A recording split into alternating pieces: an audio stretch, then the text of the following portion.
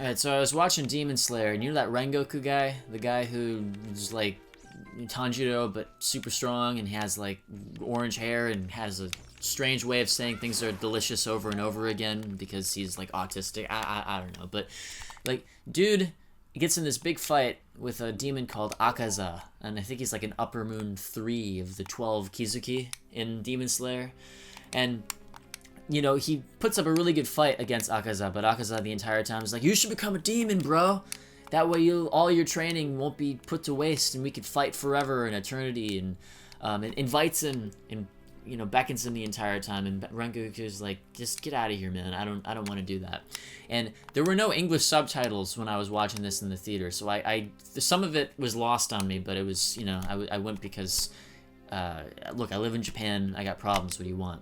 And eventually, Rengoku like meets his match and can't really fight against the Akaza guy because dude can just regenerate his arms immediately right after getting cut off by Rengoku, despite how strong Rengoku is. So if Rengoku was fighting a human with the same amount of strength, then yeah, he probably would have kicked that demon's ass in a matter of minutes. But due to the regeneration ability that the demon had, nope. Eventually he started to, you know, fall apart, and the demon at some point punches him in the chest, and Tanjiro, looking at him from far away, is just like, no, oh my god, he's gonna die, obviously, because if you get punched in the chest, and it goes through your abdomen into your spine, like most people would just die immediately. But Rengoku's so badass, he doesn't die immediately. But, you know, ironically, he talks about being human and the importance and the nobility of being human, and that, you know, the demons are weak because they have to escape it. They have to escape humanity. And it kind of got me thinking about, like, AI a little bit again. I know. Oh, I just talk about AI again. I can't believe it. Oh, shit. Well, that was loud.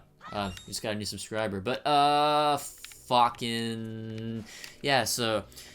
AI and demons are similar in that they're more powerful than we are, I guess. Like, AI knows obviously more than we do because it's a repository of all human knowledge, and demons can regenerate and they never die, and we die and we're also finite. But the idea, I guess, is there's strength in being human, and the demon's weakness is having to escape it.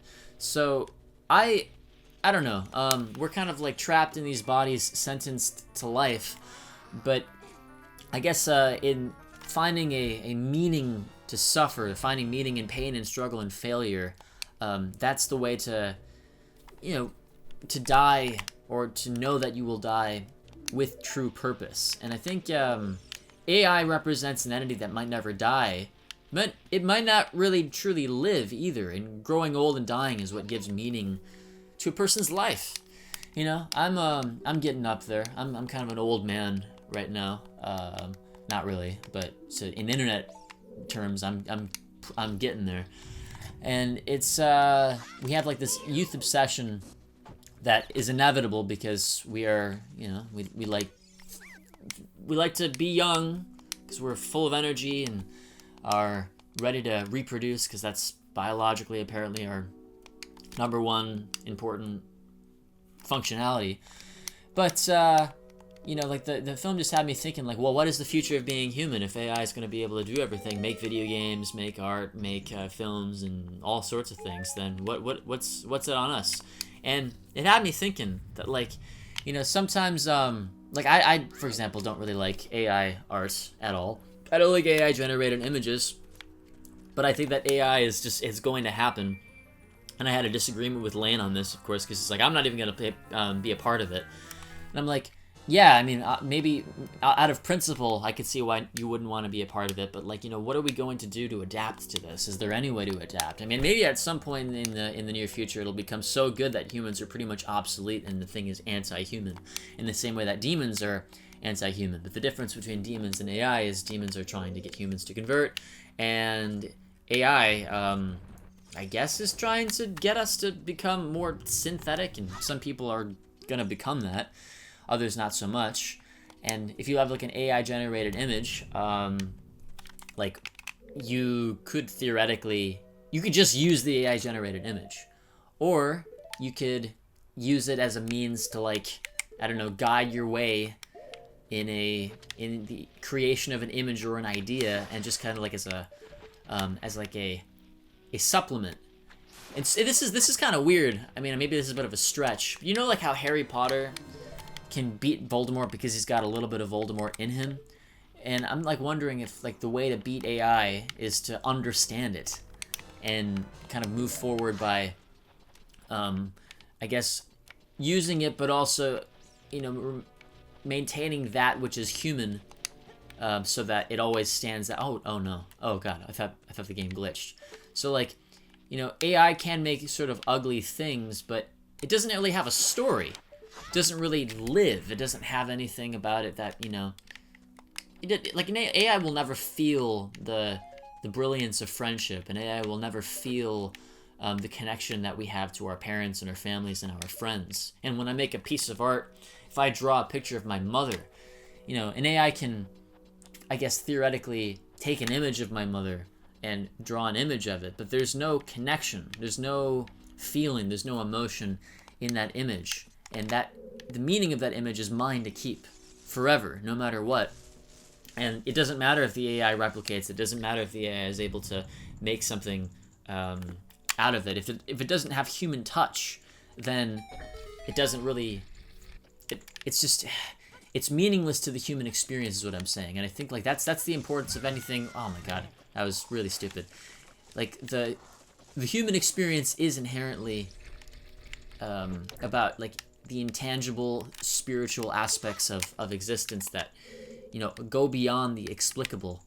And I'm not like the most religious person either. I think like I've kind of made a U-turn on my whole idea of, you know, religion. I've gone from, you know, when I was 13, I was like Hitchens, oh, you know, there is no God. Then I was like, you know, Jordan Peterson tried to sell me on it. And now I'm like, well, maybe the world is, oh my god.